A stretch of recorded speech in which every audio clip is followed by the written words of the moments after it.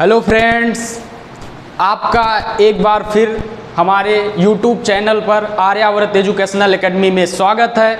तो आज के इस लेक्चर में अर्थात हमारा ये दिन आ गया है कि जैसे आपको पता होगा, जो हमारे साथ लगातार जुड़े हैं और हमारे वीडियो को जो है लगातार देखते हुए आ रहे हैं, तो उनको पता होगा कि हैलो एल्केन्स और हैलो एरिन्स का जो चैप्टर था वो पूरी तरह से फिनिश हो गया है और उसमें जो हम एक्सरसाइज भी NCERT से करवा दिए हैं। और अगर आप एक्सरसाइज NCERT के नहीं कर पाए हैं, जो भी डाउट होगा तो आप क्या करिएगा, कमेंट में बताइएगा, उसको डाउट को भी हम सॉल्व करेंगे।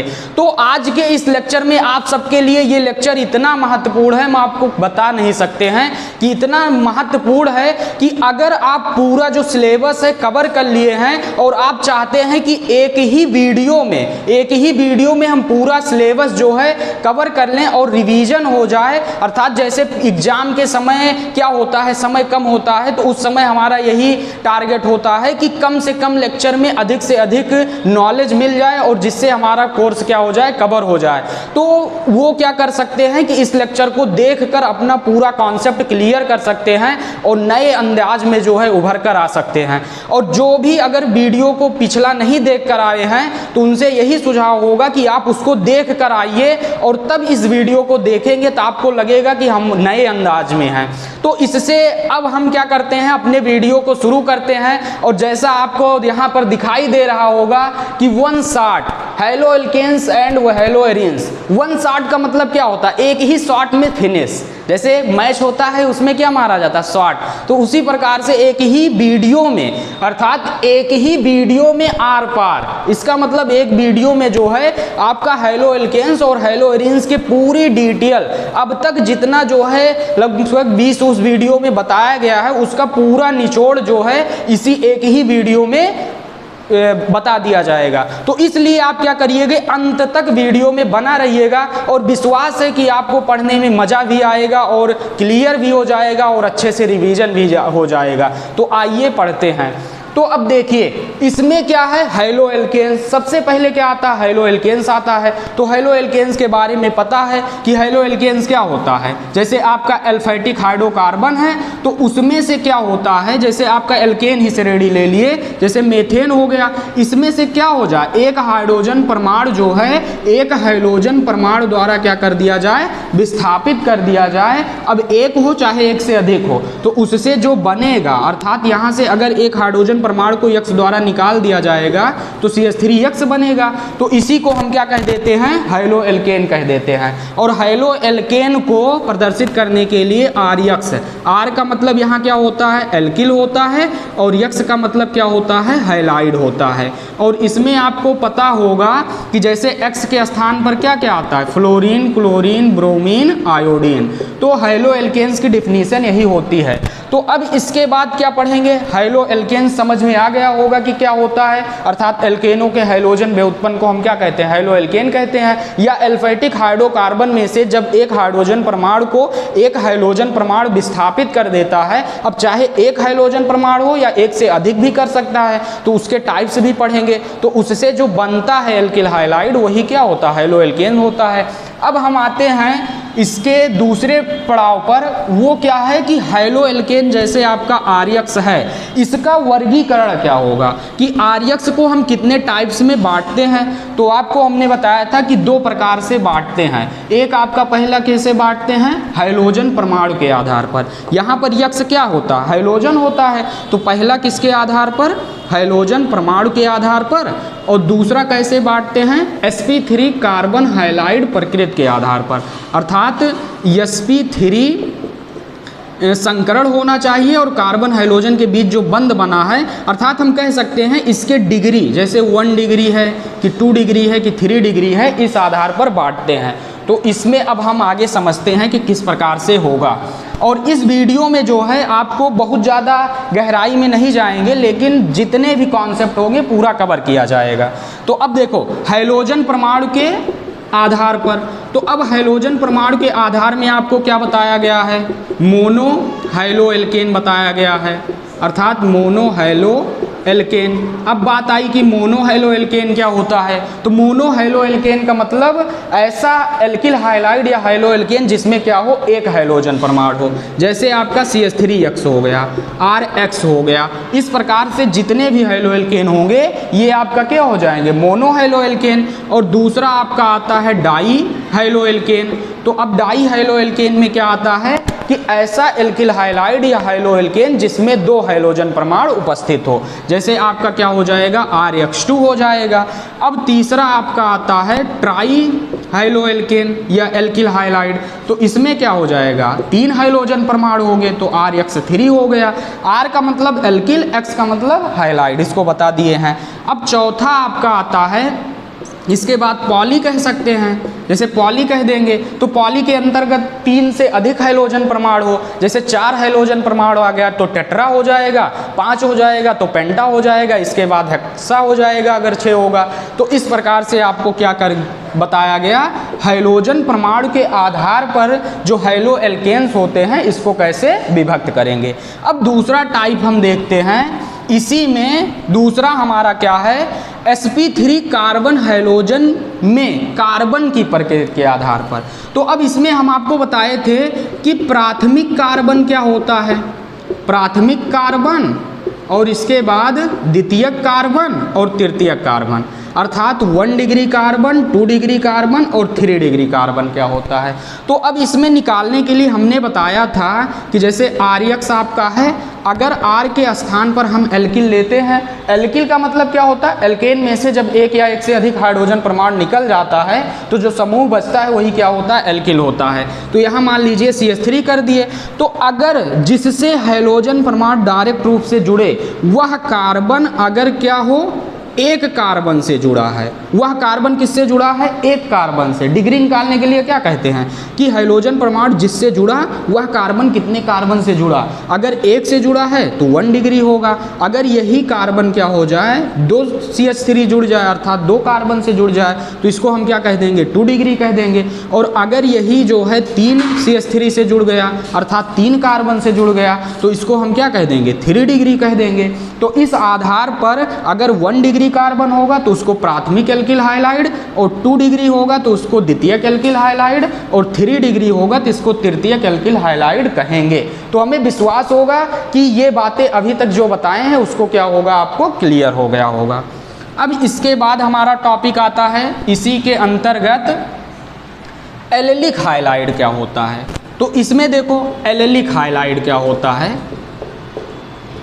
एलेलिक हाइलाइड, ये जो हाइलाइड हैं, एलेलिक हाइलाइड, बेंजलिक हाइलाइड, ये सब क्या होते हैं, sp2 कार्बन से जुड़े। तो अब इसमें क्या होता है कि आपका जैसे कार्बन कार्बन द्विबंध है, sp2 कार्बन से जुड़े, एलेलिक की परिभाषा क्या बताते हैं, sp2 कार्बन से जुड़े sp3 कार्बन से अगर आपका हाइलाइड जुड़ा है तो इसको हम क्या कहते हैं, एलेलिक हाइलाइड कहते हैं। अर्थात हम कह सकते हैं कि जब sp2 युक्त अर्थात युगबंधित कार्बन से जुड़े sp3 कार्बन से आपका हाइलोजन समूह जुड़ा है तो उसको हम क्या कहेंगे, एलेलिक हाइलाइड कहेंगे। समझ में आ गया ना।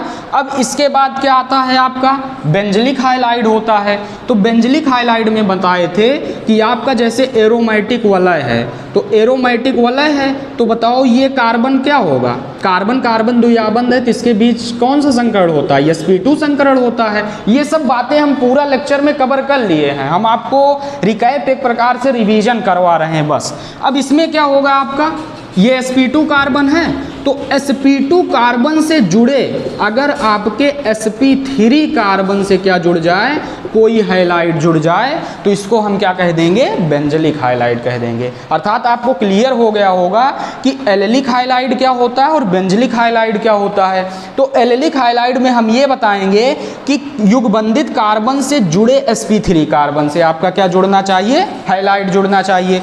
और इसमें बताएंगे कि एरोमेटिक वलय से जुड़े sp3 कार्बन से आपका क्या जुड़ना चाहिए, हाइलाइड जुड़ना चाहिए। तो ये भी बातें आपको क्या हो गई होगी, क्लियर हो गई होगी।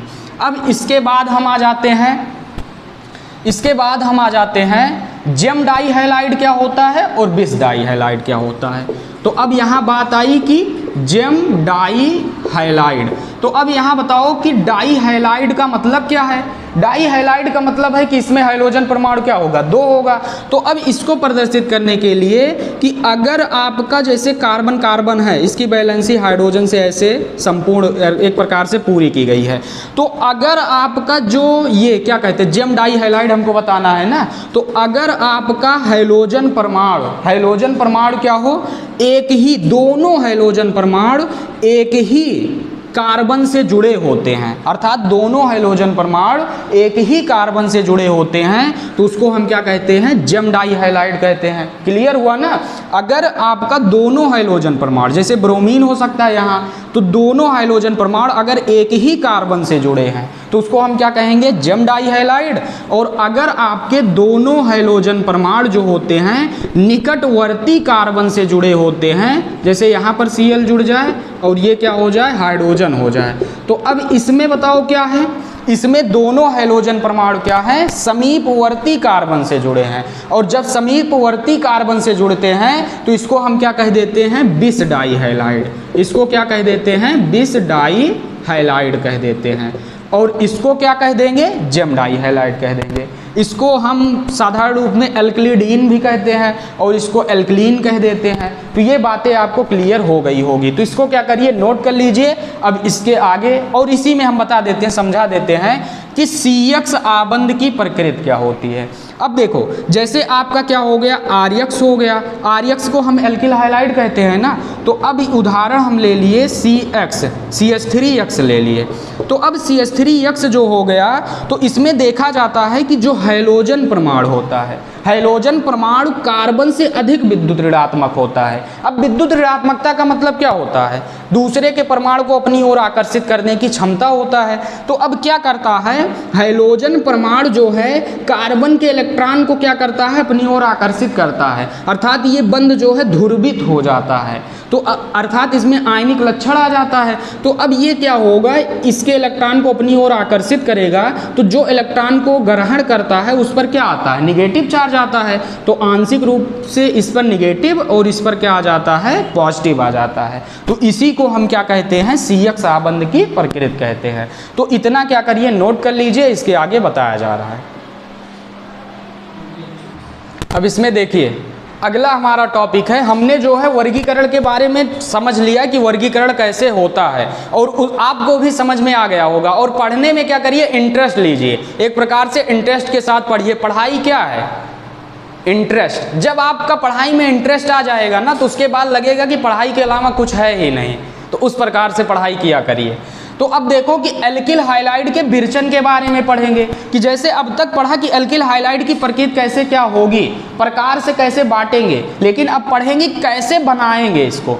तो पहला आपका आता है एल्कोहलों से। अब एल्कोहल क्या होता है, ये अगले चैप्टर में भी बताया जाएगा, अर्थात ऐसा समूह जैसे ROH है, तो इसमें हाइड्रोक्सिल समूह जुड़ा है, तो यही एल्कोहल हो गया।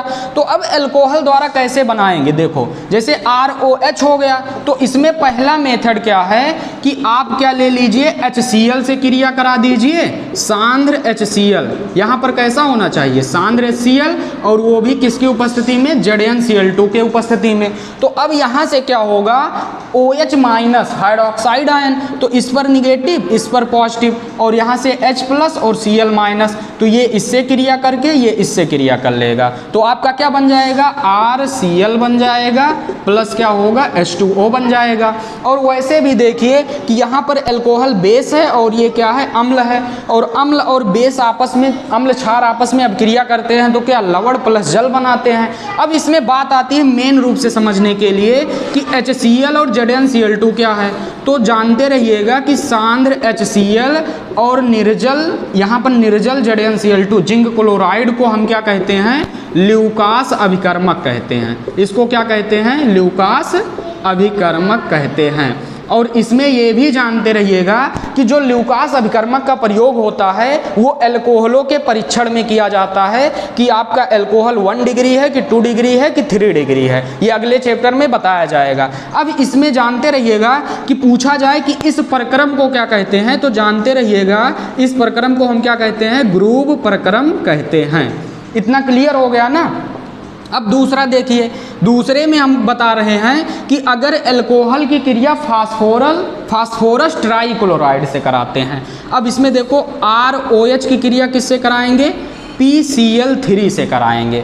तो जब PCl3 का मतलब फास्फोरस ट्राइक्लोराइड से कराएंगे, तो अब इस स्थिति में आपका क्या होगा, यहाँ से समझिए। मान लीजिए हम इसको यहाँ पर समझा देते हैं, ROH हो गया प्लस यहाँ क्या हो गया, PCl, 3 ऐसे जुड़ा है। तो अब इसमें देखो 3 Cl है, अगर R के साथ Cl जुड़ेगा ना, तो 3 Cl जब जुड़ेगा तो यहाँ RCl बनेगा, लेकिन 3 Cl है तो यहाँ भी क्या करना पड़ेगा, 3 करना पड़ेगा। और जब यहाँ पर 3 करेंगे तो इस स्थान पर भी क्या करना पड़ेगा, 3 करना पड़ेगा। तो 3ROH प्लस PCl3 ये हो गया। और प्लस अब क्या निकलेगा, इसको देखिए। तो अब यहाँ से देखो 3 Cl और 3 R हो गया, बचा क्या है, 3 हाइड्रोजन, 3 ऑक्सीजन और 1 P। तो यहाँ से क्या निकलेगा, H3PO3, जिसको हम ऑर्थोफॉस्फोरिक एसिड कहते हैं। तो ये दो रिएक्शन आपको क्या हो गया होगा, समझ में आ गया होगा, इसको नोट कर लीजिए। अब इसके बाद हम बताएंगे कि अल्कोहल आपका PCl5 से कैसे अब क्रिया करता है। तो अब आपका मान लीजिए एथिल अल्कोहल हो गया, ये हम क्या पढ़ रहे हैं, एल्किल हाइलाइडों के विरचन की विधि पढ़ रहे हैं। तो अब ये किससे क्रिया करेगा, PCl5 से। तो जब PCl5 से करता है तो इसमें क्या होता है, C2H5Cl, एक Cl निकल कर यहाँ क्या हो जाता है, C2H5Cl, और प्लस क्या हो जाएगा, POCl3 प्लस क्या होगा, HCl। अब इसमें देखो कैसे होता है, C2H5, एक Cl यहाँ से आया, C2H5Cl, एथिल क्लोराइड बना लिया। यहाँ पर बचा है 4 Cl और 1 P, तो POCl3 मिलकर फास्फोरिल क्लोराइड बना लिया, और प्लस एक हाइड्रोजन, एक Cl मिलकर क्या बना लिए, हाइड्रोक्लोरिक अम्ल बना लिए। तो इस प्रकार से ये अभिक्रिया हो गई। तो 3 अभिक्रिया अभी हम अल्कोहलों द्वारा पढ़ लिए हैं। अब इसके बाद हम चौथा अभिक्रिया पढ़ते हैं, ये आपका आता है डार्जन अभिक्रिया। इसको आप सब याद कर लीजिए, ये इतना इम्पॉर्टेंट है कि हम आपको क्या बताएं कि जैसे डार्जन अभिक्रिया क्या होता है, कभी भी अल्कोहल से एल्किल हाइलाइड बनाना है तो डार्जन अभिक्रिया के माध्यम से हम बहुत ही आसानी से बना लेते हैं। एक प्रकार से हम कह सकते हैं कि ये सर्वोत्तम विधि होती है। अब बात आई कि याद तो रहेगा ना, टार्जन से डार्जन कर लेना, उसमें क्या दिक्कत है। तो अब यहाँ पर डार्जन अभिक्रिया में क्या होता है, कॉन्सेप्ट पकड़ो। इसमें क्या होता है कि जब आपका अल्कोहल थायोनिल क्लोराइड से अभिक्रिया करता है, SOCl2 थायोनिल क्लोराइड का सूत्र है, और वो भी किसकी उपस्थिति में, प्रिडीन की उपस्थिति में। वो भी किसकी उपस्थिति में, प्रिडीन की उपस्थिति में। तो आपका यहाँ पर क्या बनता है, एल्किल हाइलाइड बनता है, अर्थात Cl है तो इस स्थान पर हम क्या लिख देंगे, Cl लिख देंगे। और प्लस आपका क्या बनता है, सल्फर डाइऑक्साइड गैस, और प्लस क्या बनता है, हाइड्रोक्लोराइड गैस बनता है, अर्थात हाइड्रोजन क्लोराइड गैस बनता है। तो अब इसमें जानते रहिए कि गैस को तीर ऐसे दिखाते हैं। तो अब स्थिति में पूछा जाता है कि जो डार्जन अभिक्रिया होता है हम उसको सर्वोत्तम विधि क्यों कहते हैं। तो जानते रहिएगा कि इसमें सह उत्पाद के रूप में सल्फर डाइऑक्साइड और Cl 2 गैस बने हैं, जिसके कारण ये आसानी से बाहर निकल जाते हैं और हमारा एल्किल हाइलाइड जो है शुद्धतम प्राप्त होता है। इसलिए इसको हम क्या कह देते हैं, सर्वोत्तम विधि कह देते हैं। तो आपको क्लियर हो गया होगा कि हम अल्कोहलों द्वारा कैसे एल्किल हाइलाइड का विरचन करेंगे। अब इसके बाद हमारा आता है हाइड्रोकार्बन से। तो हाइड्रोकार्बन क्या होता है, ऐसे यौगिक जो हाइड्रोजन व कार्बन से मिलकर बने हों उसे हम हाइड्रोकार्बन कहते हैं। अब हाइड्रोकार्बन के बारे में डिटेल में पढ़ना नहीं है। अब इसमें पहला हाइड्रोकार्बन हो गया एल्केन द्वारा। पहला क्या है, फ्रॉम एल्केन्स। तो अब देखो फ्रॉम एल्केन्स में क्या आता है कि आपका जैसे मेथेन हो गया, तो हमने बताया था कि मेथेन क्या है, एल्केन है या एथेन है। तो इसके क्लोरीनीकरण द्वारा या ब्रोमनीकरण द्वारा आपका क्या प्राप्त होता है, एल्किल हाइलाइड हम बना सकते हैं। तो जब हम Cl2 से क्रिया करेंगे, लेकिन इसमें ये प्रॉब्लम है कि आप जानते रहिएगा कि जो ये अभिक्रिया होती है ये क्या होती है, प्रकाश की उपस्थिति में होती है। अर्थात यहाँ या तो आप सनलाइट लिखेंगे या आप क्या लिखेंगे, HNu, अर्थात प्रकाश की उपस्थिति में। अंधेरे में अभिक्रिया संभव नहीं होती है, इसको जानते रहिएगा। तो अब इस स्थिति में क्या होता है, एक क्लोरीन परमाणु प्रतिस्थापन अभिक्रिया होती है, और ये जो अभिक्रिया की क्रिया विधि होती है ये मुक्त मोलक क्रिया विधि होती है, ये जानते रहिएगा। तो इसमें क्या होगा, एक क्लोरीन परमाणु एक हाइड्रोजन परमाणु को विस्थापित करके क्या बनाएगा, CH3Cl + HCl, लेकिन ये अभिक्रिया रुकती नहीं है, प्लस क्या होगा Cl2, इसके बाद यहाँ पर देखो Cl2, अब पुनः क्या हो जाएगा, एक हाइड्रोजन परमाणु विलुप्त होगा, CH2Cl + HCl निकलेगा, पुनः आपका Cl2 से क्रिया, और यहाँ पर Hν प्रकाश की उपस्थिति लिखा रहेगा। अब एक हाइड्रोजन को और विस्थापित करेगा तो CHCl3 बन गया। इसके बाद पुनः आपका होगा Cl2 से क्रिया, इसको बताओ हम क्या कहते हैं, क्लोरोफॉर्म कहते हैं, इसको क्या कहते हैं, क्लोरोफॉर्म कहते हैं। अब इससे क्रिया कराएंगे तो क्या हो जाएगा, CCl4 हो जाएगा, और इसको हम कार्बन टेट्राक्लोराइड कह देंगे, और यही क्या होता है, पायरीन व्यापारिक नाम है जिसका हम अग्निशामक यंत्र में प्रयोग करते हैं अग्निशामक के रूप में। तो इतना जो है ये क्या है, एल्केनों के क्लोरीनीकरण द्वारा, अर्थात हम एल्केन द्वारा कैसे बनाएंगे। अब इसी में जो है आप जानते रहिएगा ये कौन सी क्रिया विधि है, मुक्त मोलक को। और जो भी जैसे ये क्या है, हम यहाँ पर 1 शॉट रिवीजन है, पूरा हमको रिवीजन कराना है, लेकिन अगर आपको थोड़ा भी समझने में दिक्कत हो रहा है तो पिछला वीडियो प्लेलिस्ट में जाकर आप क्या करिए, टाइप करिएगा कि किस प्रकार, जैसे आप टाइप करिएगा कि हैलो एल्केन्स के बनाने की विधि जो है, एल्केन द्वारा कैसे बनाएंगे, तो आपको क्या होगा, वीडियो मिल जाएगा, और उससे क्या करिएगा, कवर कर लीजिएगा। अब इसके बाद हम दूसरा हमारा आता है एल्कीन द्वारा कैसे बनाएंगे। दूसरा क्या है, एल्कीन से कैसे बनाएंगे, इसको अब पढ़ते हैं।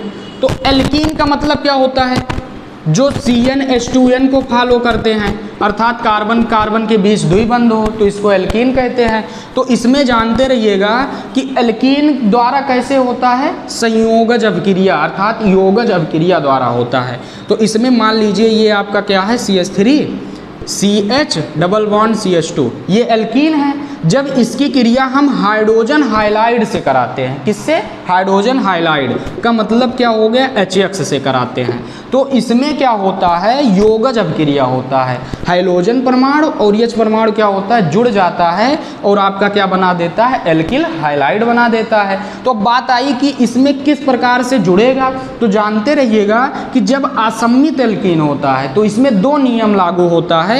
एक आपका क्या होता है, मार्कोनी-कॉफ का नियम, एक क्या होता है, मार्कोनी-कॉफ का नियम, और दूसरा आपका क्या होता है, एंटी मार्कोनी-कॉफ का नियम, या एंटी मार्कोनी-कॉफ का नियम, या इसी को हम क्या कहते हैं, खायरस प्रभाव कहते हैं। खायरस प्रभाव, या इसी को क्या कहते हैं, पराक्साइड प्रभाव भी कहते हैं। तो अब समझिए कि मार्कोनी-कॉफ का नियम कब लगेगा और एंटी मार्कोनी-कॉफ का नियम कब लगेगा।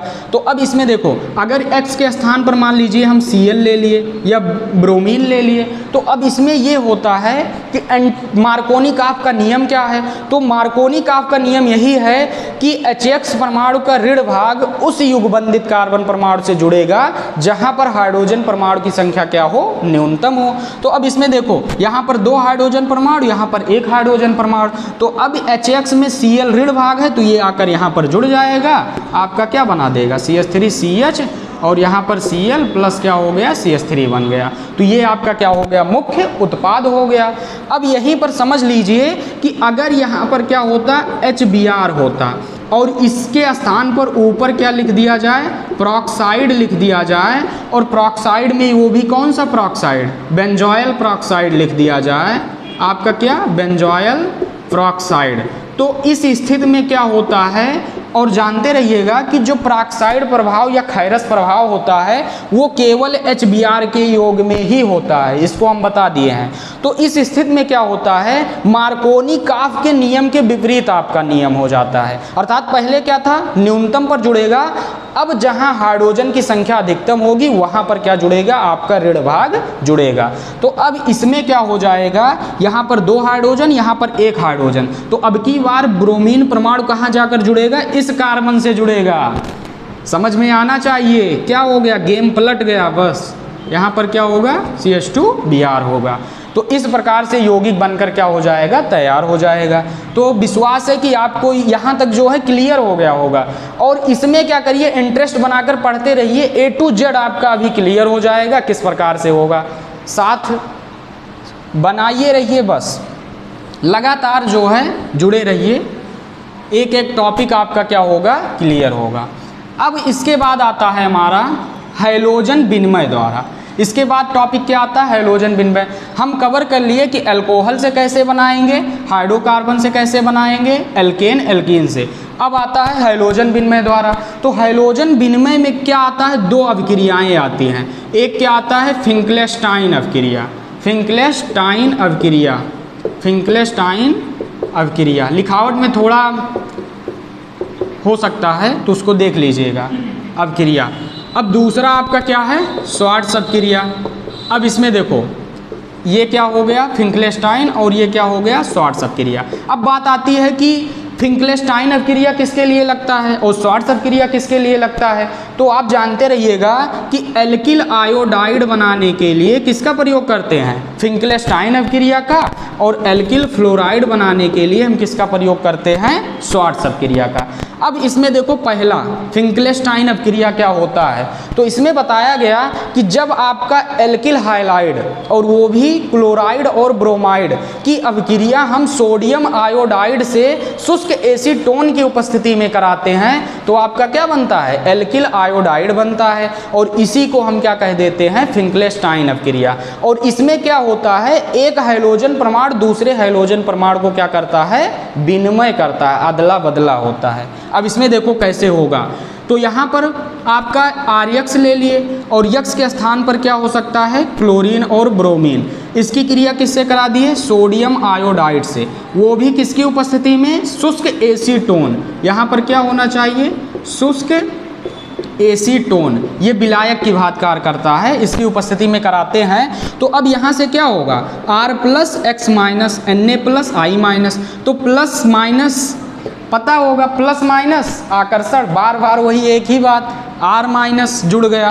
तो अब जब Na प्लस और X माइनस जुड़ेगा तो यहाँ पर क्या होगा, NaX होगा, और प्लस R और ये जुड़कर क्या हो जाएगा, Ri हो जाएगा। तो अब यहाँ पर देखो क्या हो रहा है, एक आयोडीन परमाणु, इसको कहा कि तुम जाओ।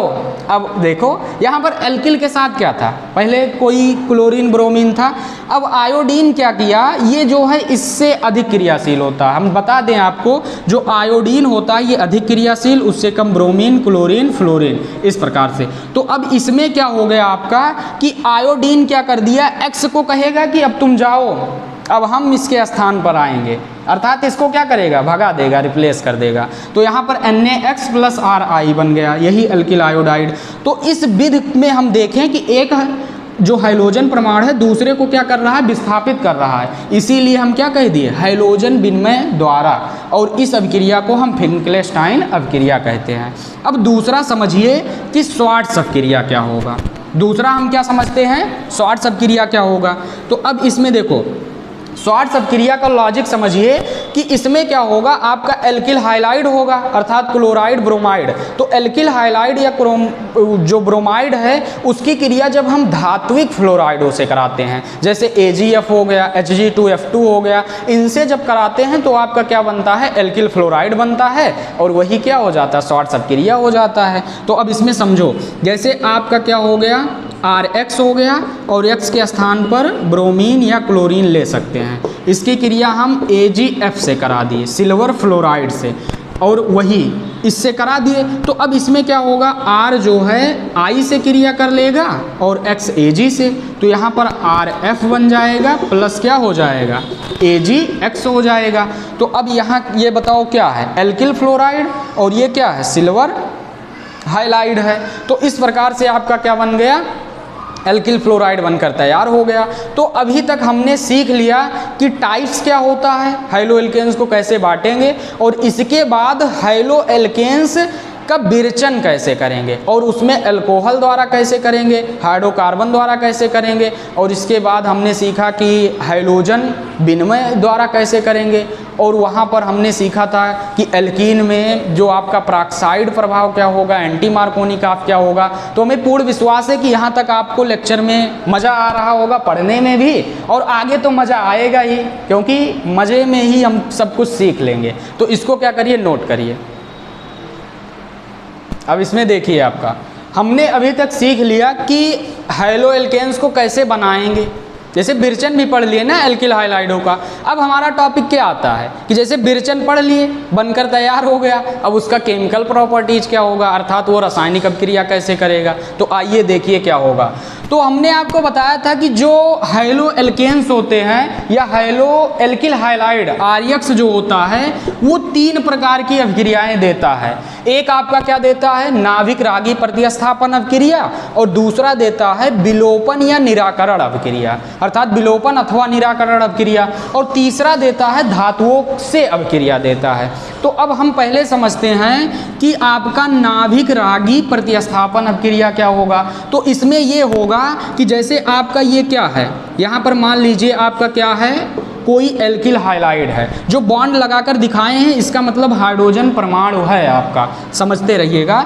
इस पर क्या कर दे, कोई न्यूक्लियोफिलिक अटैक कर दे, और न्यूक्लियोफिलिक को दिखाने के लिए आप ऐसे NU निगेटिव दिखा सकते हैं। ये न्यूक्लियोफिलिक का क्या है, सिंबल है। तो इसमें क्या होगा, ये आपका क्या है, न्यूक्लियोफिलिक, न्यूक्लियस का लवर, अर्थात जो न्यूक्लियस से क्या करता है, लब करता है। अब इसमें समझो, अब इसमें क्या करे कि नाभिक रागी प्रतिस्थापन का मतलब क्या होता है, एक नाभिक रागी दूसरे नाभिक रागी को क्या कर दे, प्रतिस्थापित कर दे, वही अभिक्रिया क्या होता है, नाभिक रागी प्रतिस्थापन अभिक्रिया होता है। तो इसमें क्या करेगा, इस न्यूक्लियोफाइल जो होता है इस पर अटैक करेगा, इस कार्बन पर, और यहाँ से जो है आपका क्या बना लेगा, इस प्रकार से बना लेगा, और प्लस क्या होगा, X निगेटिव के रूप में अलग हो जाएगा। अर्थात एक न्यूक्लियोफाइल क्या किया, प्रवेश किया, और एक क्या किया, निकल गया। इसी को हम क्या कह देते हैं, नाभिक रागी प्रतिस्थापन अभिक्रिया कह देते हैं। डिफिनीशन भी साथ साथ याद रहना चाहिए। अब इसके बाद हम आते हैं कि इसी में हम आपको बता दें कि उभयदंती नाभिक रागी क्या होता है। जैसे बताया गया है ये सब, लेकिन रिवीजन है तो रिवीजन में क्या करेंगे, रिवीजन करा देते हैं। तो उभयदंती नाभिक रागी क्या होता है कि जैसे आपका साइनाइड और जैसे नाइट्राइट होते हैं, ये उभयदंती, जैसे CN-1 हो गया, अर्थात कार्बन और नाइट्रोजन के बीच यहाँ पर क्या है, ट्रिपल बॉन्ड है। तो इसमें बताए थे कि जब CN1- में आपका कार्बन परमाणु जो है नाभिक रागी के बाद कार्य करेगा, तो ये आपका क्या होता है, साइनाइड होता है। और जब आपका क्या होता है, नाइट्रोजन परमाणु आपका किसके भात कार्य करे, नाभिक रागी के भात कार्य करे, तो उसमें आपका क्या होता है, आइसोसाइनाइड बनता है। इसमें क्या बनता है, आइसोसाइनाइड बनता है। और इसके बाद एक समूह और होता है NO2 - तो इसमें हम बताए थे कि अगर आपका जैसे ऑक्सीजन और इस प्रकार से है, तो अगर ऑक्सीजन परमाणु नाभिक रागी केंद्र की भात कार्य करे तो ये आपका क्या बनाता है, एल्किल नाइट्राइड बनाता है। ये क्या बनाता है, एल्किल नाइट्राइड बनाता है। और इसी में अगर आपका जो है नाइट्रोजन परमाणु किसकी भात कार्य करे, नाइट्रोजन परमाणु आपका किसकी भात कार्य करे, नाभिक रागी केंद्र की भात कार्य करे, तो उसको हम क्या कहते हैं, नाइट्रो एल्केन कहते हैं। अर्थात ये जो फॉर्म होगा वो किसका होगा, नाइट्रो एल्केन का होगा। तो अब इसमें समझिए कि नाभिक रागी उभयदंती और किस प्रकार से होता है, ये समझ में आ गया होगा कि ऐसा नाभिक रागी समूह जिसमें एक से अधिक क्या हो, नाभिक केंद्र उपस्थित हो, उसी को हम कहेंगे। अब इसके बाद हम समझते हैं कि नाभिक रागी अभिक्रिया कितने प्रकार की होती है। तो आपको हम बता दें कि जो नाभिक रागी अभिक्रिया होती है वो क्या होती है, 2 प्रकार की होती है। एक आपका क्या होता है, SN1 रिएक्शन, एक क्या होता है, SN2 रिएक्शन। अब SN1 का मतलब क्या होता है, सब्स्टिट्यूशन रिएक्शन बाई 1 मॉलिक्यूलर, अर्थात इसको हम क्या कह सकते हैं, एक अणुक नाभिक रागी प्रतिस्थापन अभिक्रिया। तो अब हम समझते हैं कि SN1 रिएक्शन क्या होता है। तो अब SN1 रिएक्शन में ये बताया गया था कि जो आपका 3 डिग्री एल्किल हाइलाइड होता है वो SN1 अभिक्रिया के प्रति अधिक ही क्रियाशील होता है, आसानी से आपका क्या होता है SN1 अभिक्रिया दे देता है। इसमें अगर परिभाषा पूछा जाए तो आप यही बताइएगा कि ऐसी अभिक्रिया अर्थात ऐसा नाभिक रागी अभिक्रिया जिसमें आपका क्या हो, जिसके वेग निर्धारक पद में एक अणु भाग ले, उसी को हम क्या कहेंगे SN1 रिएक्शन कहेंगे। अर्थात स्लो स्टेप में क्या होना चाहिए, एक मॉलिक्यूल होना चाहिए। और ये जो अभिक्रिया के प्रति क्रियाशीलता होती है वो 3 डिग्री एल्किल हाइलाइड की सबसे अधिक, उससे कम 2 डिग्री और सबसे कम क्या होता है 1 डिग्री होता है। तो अब समझ लेते हैं कि इसका मैकेनिज्म भी हम डायरेक्ट रूप से देख लेते हैं किस प्रकार से होगा। तो मान लीजिए इसमें आपका रिएक्शन पहले कैसे होगा, इसको समझाते हैं कि रिएक्शन इसमें कैसे होगा और इसके बाद इसकी क्रिया विधि क्या होगी। तो अब समझिए आप यहाँ पर रिएक्शन का मतलब कोई आप क्या ले लीजिए 3 डिग्री एल्किल हाइलाइड, तो ये आपका क्या हो गया Cl CH3 ये आपका बताओ क्या है 3 डिग्री एल्किल हाइलाइड है ना। इसमें स्पीड से बहुत नहीं पढ़ा रहे हैं, आप क्या करिएगा धीरे धीरे समझिएगा। तो ये हो गया, इसकी क्रिया हम किससे करा देते हैं NaOH क्षार से करा देते हैं। तो जब NaOH क्षार से कराते हैं तो इसमें क्या होता है आपका, ये न्यूक्लियोफिलिक है, इसको क्या करेगा विस्थापित कर देगा और इसके स्थान पर स्वयं आ जाता है। तो CH3 और यहाँ क्या हो गया OH प्लस क्या होगा NaCl अलग हो जाएगा। अब इसी का हमको क्या बताना है, मैकेनिज्म बताना है, अर्थात क्रिया विधि कैसे होगा। तो अब इसमें मैकेनिज्म 2 स्टेप में होता है। जैसे जो SN1 अभिक्रिया की क्रिया विधि होती है वो 2 स्टेप में पूर्ण होती है। एक आपका क्या होगा पहला स्टेप जिसमें कार्बोकैटायन का निर्माण होगा और दूसरे स्टेप में आपका न्यूक्लियोफिलिक जो है कार्बोकैटायन पर क्या करेगा अटैक करेगा। तो अब समझो कैसे होगा, यहाँ पर आपका क्या हो गया CH3 और ये क्या हो गया Cl।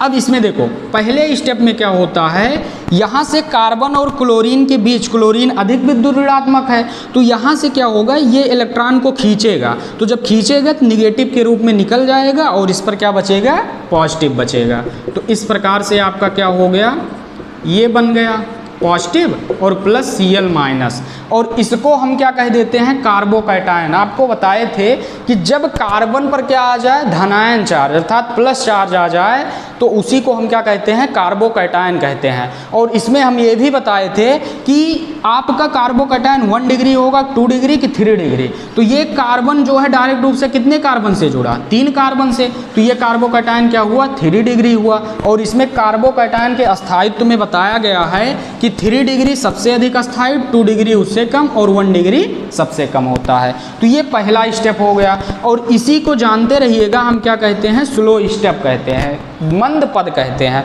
अब इसमें बात आई कि बताओ मंद पद में एक ही अणु भाग ले रहा है, इसलिए इसको हम क्या कह देते हैं SN1 रिएक्शन कह देते हैं। अब देखिए कि सेकंड पद में क्या होगा। अब इसका हम जो सेकंड पद है यहाँ पर लिख देते हैं कि स्टेप सेकंड क्या होगा। तो अब ध्यान से समझिएगा, स्टेप सेकंड में क्या होगा, जो कार्बोकैटायन यहाँ पर बनकर तैयार हुआ है ये आपका क्या है कार्बोकैटायन है। अब कार्बोकैटायन जो बनकर तैयार हुआ है ये इस पर कौन अटैक करेगा, न्यूक्लियोफिलिक अटैक करेगा।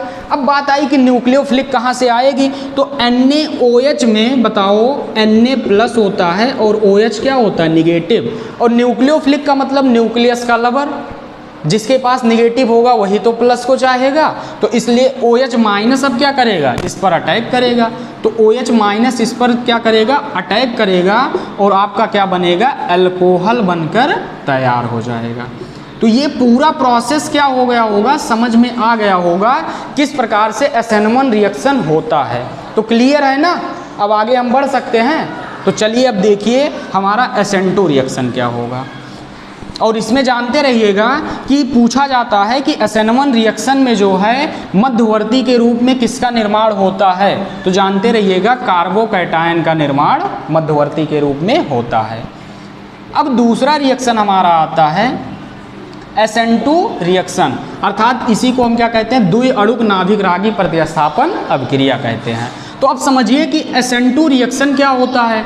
तो इसमें जानते रहिएगा कि आपका जो क्रियाशीलता का क्रम होता है CH3X हो गया सबसे अधिक क्रियाशील, और इसके बाद 1 डिग्री, और उससे कम 2 डिग्री, और उससे कम क्या होता है 3 डिग्री। अर्थात इसमें जो क्रियाशीलता का क्रम होता है आपका मेथिल हाइलाइड हो गया तो वो सबसे तेजी से SN2 अपक्रिया देगा, और 1 डिग्री उससे कम, 2 डिग्री उससे कम, 3 डिग्री एकदम नहीं देता है। अब इसमें समझिए कि क्या होता है, इसमें ये होता है कि जैसे आपका हम ले लिए रिएक्शन, अब क्रिया ले लिए, इसी के आधार पर समझेंगे।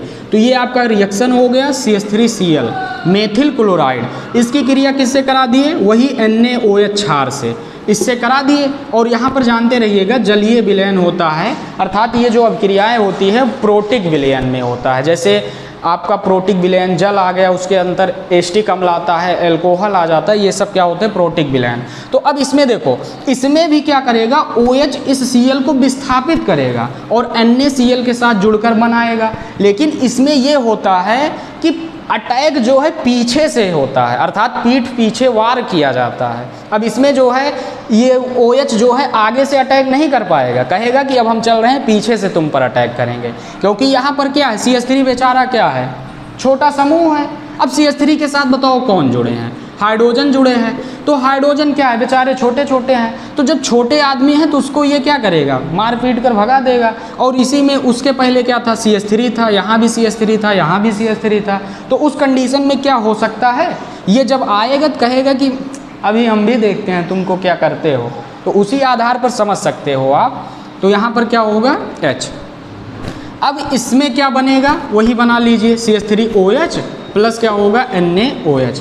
अब इसका भी मैकेनिज्म समझिए कि मैकेनिज्म क्या होगा इसका।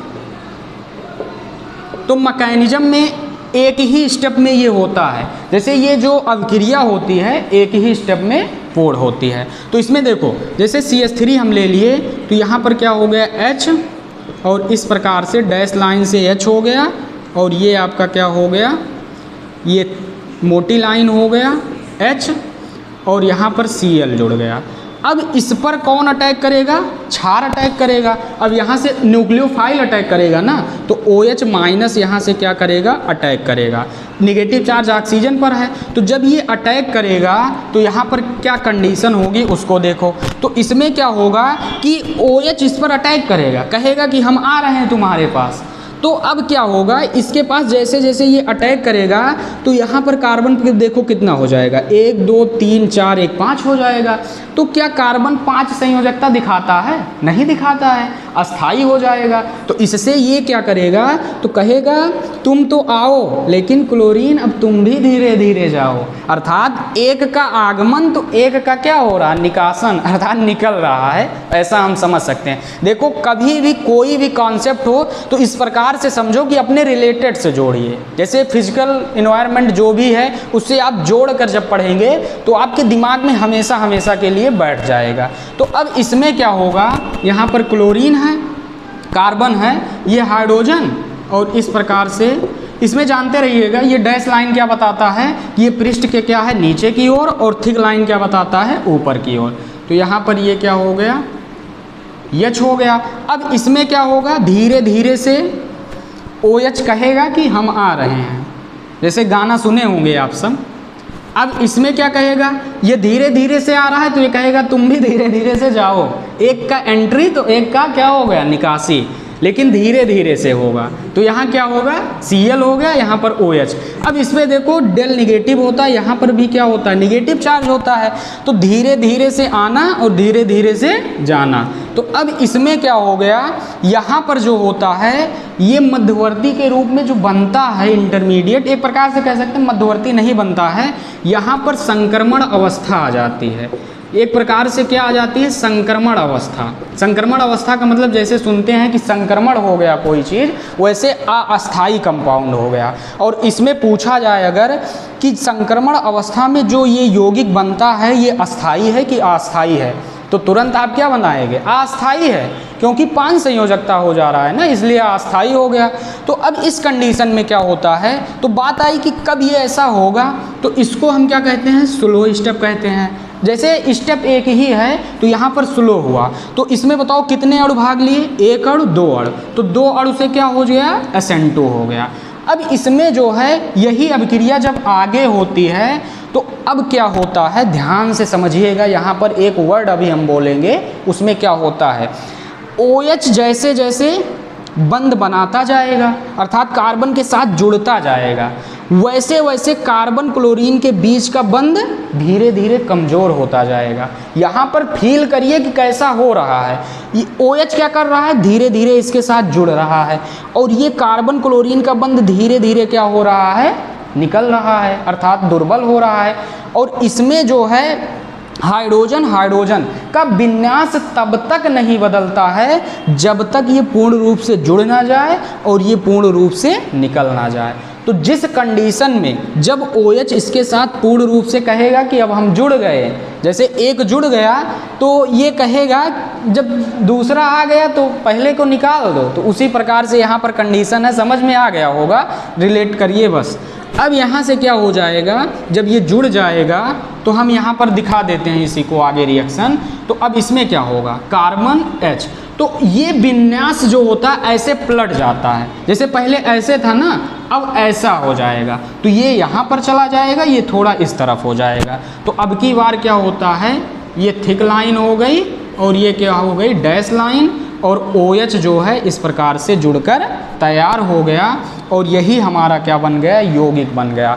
अब बात आई कि इस स्ट्रक्चर और इस स्ट्रक्चर में क्या डिफरेंस है, तो अब देखो इधर जो है H, यहाँ H और इस तरफ हो गया, तो इसी को हम कहते हैं कि यहाँ पर विन्यास का क्या हो गया, प्रतिलोमन हो गया। अर्थात जब पूछा जाएगा विन्यास के प्रतिलोमन से आप क्या समझते हैं, तो आप बताइएगा कि जो SN2 अभिक्रिया होती है उसमें जब आपका न्यूक्लियोफिलिक कार्बन पर अटैक करता है तो कार्बन और जो न्यूक्लियोफिलिक होता है उसके बीच का बंध बनता जाता है अर्थात प्रबल होता जाता है, और आपका कार्बन और क्लोरीन के बीच का बंध दुर्बल होता जाता है। और हाइड्रोजन परमाणु जो होते हैं अपने तल को तब तक नहीं छोड़ते हैं अर्थात अपने विन्यास को तब तक नहीं बदलते हैं जब तक पूर्ण रूप से कार्बन जो न्यूक्लियोफिलिक है उसके बीच का बंध बन ना जाए और कार्बन क्लोरीन के बीच का बंध टूट ना जाए। जैसे ही टूटेगा तुरंत अपने विन्यास को क्या करेंगे, बदल लेंगे, और विन्यास के इसी बदलने की घटना को ही हम क्या कहते हैं, विन्यास का प्रतिलोमन कहते हैं। इतना क्लियर हो गया ना। तो SN2 रिएक्शन भी हमारा क्या हो गया, क्लियर हो गया। अब हम इसमें थोड़ा इम्पॉर्टेंट फैक्ट्स बता देते हैं कि किस प्रकार से होता है, और क्रियाशीलता दोनों का लिख लीजिए एक बार और। SN1 की क्रियाशीलता 3 डिग्री एल्किल हाइलाइड 2 डिग्री और इसके बाद 1 डिग्री, और SN2 की क्रियाशीलता सबसे पहले CH3X जिसको 0 डिग्री एल्किल हाइलाइड कह सकते हैं, 1 डिग्री उससे कम, 2 डिग्री उससे कम और 3 डिग्री सबसे कम। अब इसमें जानते रहिएगा, अगर कोई पूछ ले कि जो बेंजलिक होते हैं, बेंजलिक एल्किल हाइलाइड होते हैं और आपका एल्किल हाइलाइड हो गया और इसके बाद आपका एलिलिक हाइलाइड हो गया, ये किसको फॉलो करते हैं, एलिलिक हाइलाइड किस अभिक्रिया को देते हैं, तो यहाँ पर केवल आप याद रखिएगा SN1 अभिक्रिया को देते हैं। ऐसा इसलिए होता है कि रिजोनेंस इफेक्ट के कारण ये अस्थायी हो जाते हैं जिसके कारण SN1 अभिक्रिया को देते हैं। अब इसमें एक और इम्पॉर्टेंट बात हम बता दें आपको कि जो एल्किल हाइलाइड होते हैं जैसे RX हो गया, तो इसी में हम कह दें कि RI, जैसे RCl X के स्थान पर Cl, RBr हो गया, RI हो गया और RF हो गया। अब इसमें पूछा जाए कि इनमें जो है ऑर्डर बताइए, क्रम बताइए कि कौन जो है आपका SN1 व SN2 के परत इसकी क्रियाशीलता कैसे होगी। तो जानते रहिएगा दोनों के परत SN1 व SN2 दोनों की क्रिया विधियों के परत आपका जो क्रम होता है वो RI is greater than RBr is greater than क्या होता है, RCl होता है और इज ग्रेटर देन RF होता है। अर्थात एल्किल आयोडाइड बहुत ही तेज़ी से क्या देगा, SN1 अभिक्रिया सेम होना चाहिए, लेकिन R यहाँ पर सेम होना चाहिए जब तुलना किया जाए, और यही क्या देगी, SN2 अभिक्रिया भी तीव्रता से देगी। NCERT में एक्सरसाइज इस पर हम करवाए हैं, तो यहाँ पर क्या करिए, इतना नोट करिए। अब इसके आगे बताया जाता है। अब इसमें देखिए अभी तक हमने क्या किया, नाभिक रागी प्रतिस्थापन अवक्रिया पढ़ लिया, SN1 SN2 पढ़ लिया। अब इसके बाद दूसरा रिएक्शन पर हम आते हैं, विलोपन अवक्रिया। तो विलोपन शब्द का मतलब क्या है, विलुप्त हो जाना। अर्थात इसमें क्या होगा, एक एल्किल हाइलाइड जो होगा उसमें से क्लोरीन परमाणु या ब्रोमीन परमाणु जो हाइड्रोजन परमाणु होगा उसके साथ हाइड्रोजन परमाणु भी क्या होगा, विलुप्त हो जाएगा। और इसी अवक्रिया को हम क्या कहते हैं, विलोपन अवक्रिया कहते हैं। अब इसमें उदाहरण सहित समझिए, जैसे आपका CH3CH और यहाँ पर क्या हो जाए CH2Br, इसी को ले लीजिए। तो ये आपका क्या हो गया, CH3CH2CH2Br प्रोपिल ब्रोमाइड हो गया। इसकी क्रिया किससे कराते हैं, सोडियम हाइड्रोक्साइड के अल्कोहली विलयन से। किससे कराते हैं, याद रखिएगा कि सोडियम हाइड्रोक्साइड या पोटेशियम हाइड्रोक्साइड के अल्कोहली विलयन से जब कराते हैं तो इसमें क्या होता है, इससे क्या होगा कि जो अल्फा कार्बन, हम बता देते हैं कि जो आपका क्रियात्मक समूह जिस रूप से, जैसे यहाँ से आपका क्या क्रियात्मक समूह जिस कार्बन से जुड़ता है उसको हम अल्फा कार्बन, और वो कार्बन जिससे जुड़ता है बीटा, वो जिससे जुड़ता है गामा कहते हैं। तो अब इसमें देखो कि यहाँ पर अगर हम कर दें हाइड्रोजन, तो ये इससे जुड़ा तो इसको अल्फा कार्बन, इसको बीटा हाइड्रोजन। तो अब इसमें क्या होगा, अल्फा कार्बन के साथ बीटा हाइड्रोजन क्या हो जाता है, विलुप्त हो जाता है और एल्कीन का क्या करता है, निर्माण करता है। और यही अवक्रिया क्या होता है, विलोपन अवक्रिया होता है। तो अब इसमें देखो Br किसके साथ निकल जाएगा, Na के साथ। तो यहाँ क्या बना लिया, NaBr और प्लस H निकलेगा और यहाँ से OH माइनस मिलकर क्या बना लिए, HOH जल बना लिए। और प्लस अब क्या होगा, यहाँ पर देखो CH3 और CH और यहाँ पर क्या हो गया, एक बॉन्ड की कमी यहाँ पर भी, तो CH डबल बॉन्ड क्या हो गया, CH2 हो गया। तो इसी अवक्रिया को हम क्या कह देते हैं, विलोपन अवक्रिया कह देते हैं। और इसमें हम बताए थे कि अगर इसी को बीटा विलोपन अवक्रिया भी कहते हैं, इसलिए कि बीटा हाइड्रोजन आपका क्या होता है, विलुप्त होता है बीटा कार्बन से हाइड्रोजन। अब इसी में हम बताए थे सेटजेफ का रूल क्या होता है, जब आपका क्या आ जाए, जैसे बीच में हाइड्रोजन परमाणु आ जाए, तो सेटजेफ का रूल ये बताता है कि हाइड्रोजन परमाणु उस कार्बन से विलुप्त होगा जहाँ पर हाइड्रोजन परमाणु की संख्या क्या हो, न्यूनतम है। तो उसमें जानते रहिएगा, इतना आप जानते रहिएगा। अब दूसरा रिएक्शन हमारा आता है धातुओं के साथ अवक्रिया, अर्थात रिएक्शन विथ मेटल। तो अब इसमें देखो कि आपका पहला रिएक्शन क्या होगा, RX हो गया, इसका धातु के साथ, तो हम Mg धातु के साथ करा दिए, किसकी उपस्थिति में, ड्रा ईथर की उपस्थिति में। तो अब इसमें क्या होता है कि कार्ब धात्विक यौगिक का निर्माण करता है। कार्ब धात्विक यौगिक का मतलब ये होता है कि कार्बन और धातु के बीच क्या हो, सहसंयोजक बंध द्वारा जब जुड़े रहते हैं तो उसी को हम क्या कहते हैं, कार्ब धात्विक यौगिक कहते हैं। तो अब इसमें क्या होगा कि जो Mg परमाणु होता है, मैग्नीशियम परमाणु होता है, इन दोनों के बीच शिफ्ट हो जाएगा, अर्थात इन्हीं के बीच बनकर क्या बना लेगा, RMgX बना लेगा। इसको हम क्या कह देंगे, एल्किल मैग्नीशियम हाइलाइड कह देंगे। और जानते रहिएगा इसी को हम ग्रिग्नार्ड अभिकर्मक भी कहते हैं। तो अब इसमें समझो कि RMgX को हम क्या कह दिए, कार्ब धात्विक यौगिक। कैसे, तो यहाँ जानते रहिएगा कि जो R और Mg होता है, इसमें कार्बन और मैग्नीशियम के बीच क्या होता है, कोवैलेंट बॉन्ड, अर्थात सहसंयोजक बंध होता है। कैसा बॉन्ड होता है, सहसंयोजक बॉन्ड। और Mg और X के बीच क्या होता है, आयनिक बॉन्ड होता है। तो आपका जो भाग लेता है, जैसे ये आयनिक बॉन्ड होगा, ये सहसंयोजक बॉन्ड होगा। तो इसमें क्या होता है, जैसे मान लीजिए हम समझाने के लिए CH3MgX। अब यहाँ पर देखो कार्बन MgX इस प्रकार से जुड़ा, तो कार्बन की विद्युत ऋणात्मकता Mg से क्या होती है, अधिक होती है। जबकि जानते रहिएगा जो अधातुओं की विद्युत ऋणात्मकता इससे अधिक होती है, तो इसको इलेक्ट्रॉन को खींचेगा तो इस पर निगेटिव और इस पर क्या आएगा, पॉजिटिव आएगा। तो जब भी अभिक्रिया कराएंगे तो यही बॉन्ड क्या होता है, ब्रेक होता है। और ये जानते रहिएगा कि कोई भी, जैसे हम इसका जो RMgX है, RMgX को क्या कर दे, नमी में, नमी की उपस्थिति में या जल से अभिक्रिया करा दे, या ऐसे कंपाउंड से अभिक्रिया करा दे जो क्या करता है, हाइड्रोजन को मुक्त करता है, तो ये क्या कर देगा, हाइड्रोकार्बन का निर्माण कर देगा। जैसे इसका हम जल से अभिक्रिया करा देंगे तो तुरंत क्या बना लेगा, यहाँ से बॉन्ड ब्रेक होगा, तो अब यहाँ से R पर निगेटिव आता है, इस पर पॉजिटिव, तो RH के साथ जुड़कर क्या बना लिया, RH बना लिया और प्लस MgOH X बन जाएगा। तो तो इस प्रकार से जानते रहिएगा। तो ये क्या था, Mg धातु के साथ अपक्रिया। अब दूसरा हम पढ़ते हैं सोडियम धातु के साथ अपक्रिया। दूसरा क्या पढ़ते हैं, सोडियम धातु के साथ अपक्रिया।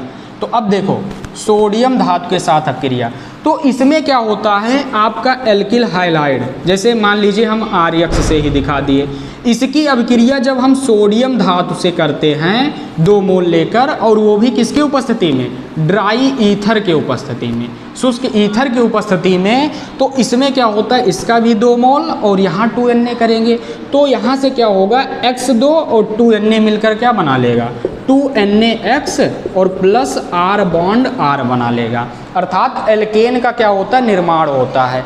हम कह सकते हैं कि जब भी हम एल्किल हाइलाइड की क्रिया सोडियम धातु से शुष्क ईथर की उपस्थिति में कराते हैं तो आपका क्या बनता है उच्च एल्केन बनता है, और इसी अभिक्रिया को हम क्या कहते हैं ऊर्ज अभिक्रिया भी कहते हैं।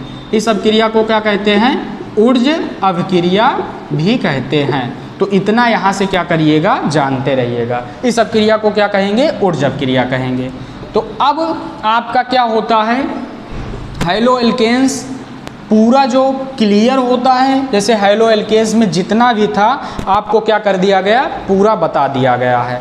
अब इसके बाद हम क्या सीखेंगे हैलो एरेन्स के बारे में। तो अब समझिए यहाँ हैलो एरेन्स के बारे में क्या होगा, तो हैलो एरेन्स के बारे में तो यहाँ पर देखिए हैलो एरेन्स में क्या होता है आपका सबसे पहले क्या आएगा, ये आपका क्या हो गया बेंजीन से अगर डायरेक्ट रूप से आपका क्या जुड़ जाए हाइलोजन जुड़ जाए तो इसी को हम क्या कह देते हैं एरिल हाइलाइड कह देते हैं, और यही आपका क्या होता है हैलो एरेन्स होता है।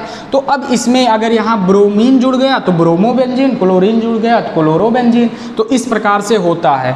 तो अब इसमें आपको हम बताए थे कि जैसे हैलो एरेन्स में क्या होता है आपका आर्थोदैशिक प्रभाव, पैरादैशिक प्रभाव, मेटादैशिक प्रभाव, और किस प्रकार से इसमें जो है प्रॉपर्टीज इनकी होती है, केमिकल प्रॉपर्टीज क्या होती है, सबके बारे में हम पढ़ेंगे।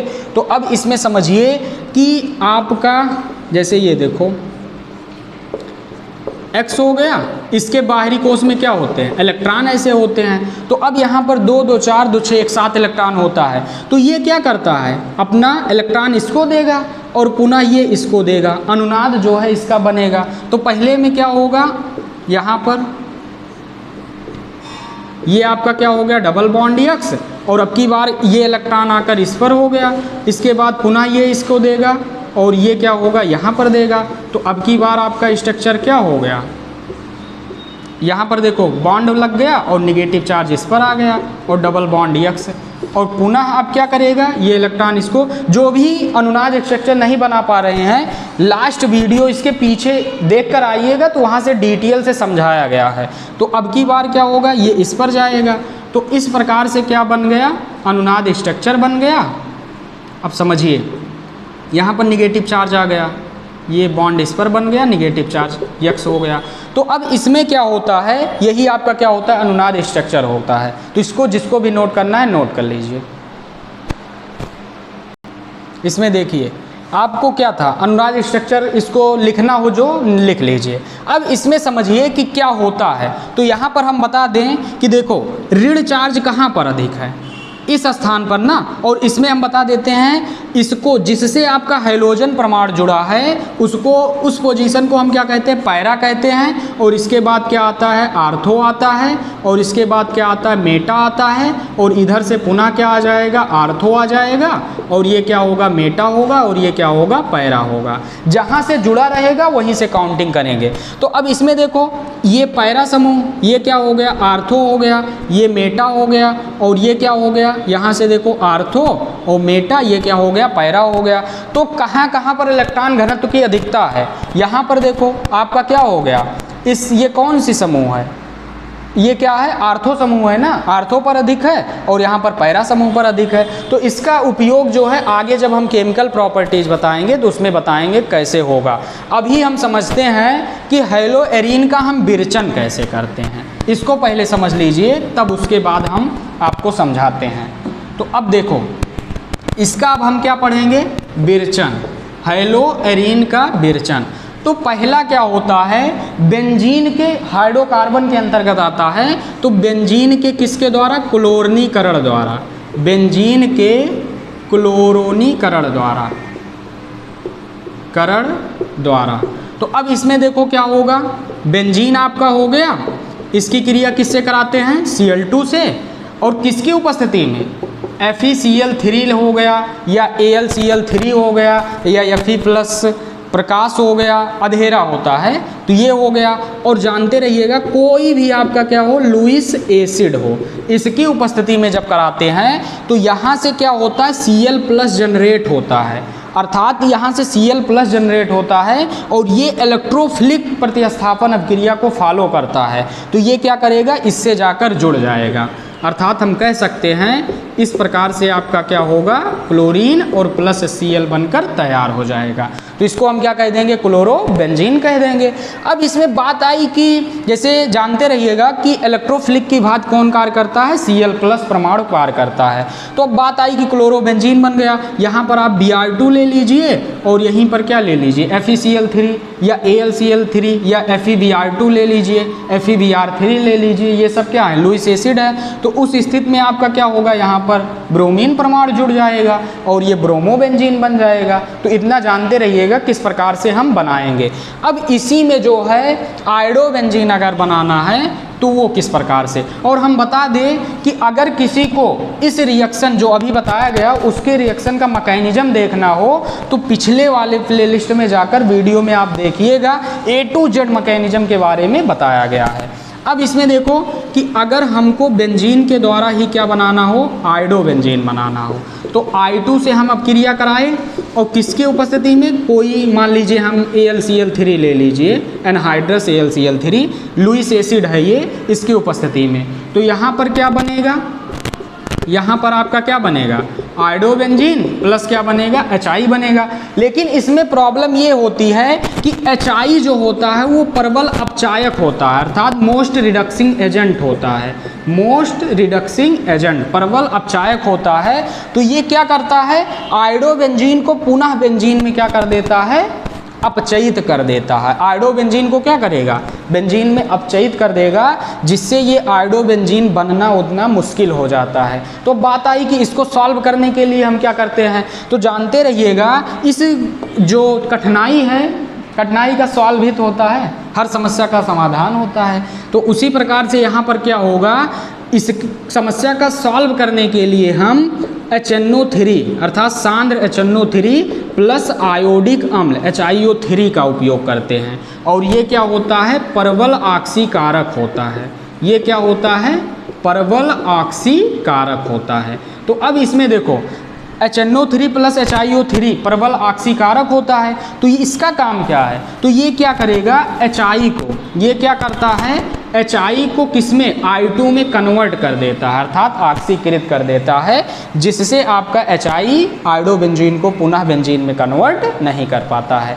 और हम आपको बता दें कि अगर आपको फ्लोरोबेंजीन बनाना है तो इस प्रकार से हम फ्लोरोबेंजीन नहीं बना पाएंगे। उसके लिए क्या किया जाता है, एक बहुत ही अच्छा जैसे वाल्ज सीमान अभिक्रिया है, उसके बारे में उससे हम बनाते हैं, तभी आगे बताएंगे। तो इतना क्या करिए, नोट कर लीजिए। अब हम बताते हैं एनिलीन द्वारा कैसे बनाएंगे। दूसरा हमारा मेथड क्या है, एनिलीन द्वारा कैसे बनाएंगे, एनिलीन द्वारा। तो एनिलीन क्या होता है, C6H5NH2 आपका क्या होता है, एनिलीन। तो ये आपका क्या हो गया, एनिलीन हो गया। तो अब देखो एनिलीन की क्रिया हम सबसे पहले किससे कराते हैं, NaNO2 sodium nitride plus HCl से क्रिया कराते हैं और 0 से 5 अंश सेंटीग्रेड ताप पर। तो आपका क्या बनता है, यहाँ पर बेंजीन डायोजोनियम क्लोराइड बनकर तैयार होता है। यहाँ पर क्या होगा, बेंजीन डायोजोनियम क्लोराइड बनकर तैयार होगा। और इस अभिक्रिया को हम क्या कहते हैं, डाई एजोटीकरण अभिक्रिया, डाई एजोटीकरण अभिक्रिया, इसको जानते रहिएगा। ये अभिक्रिया क्या है, डाई एजोटीकरण अभिक्रिया।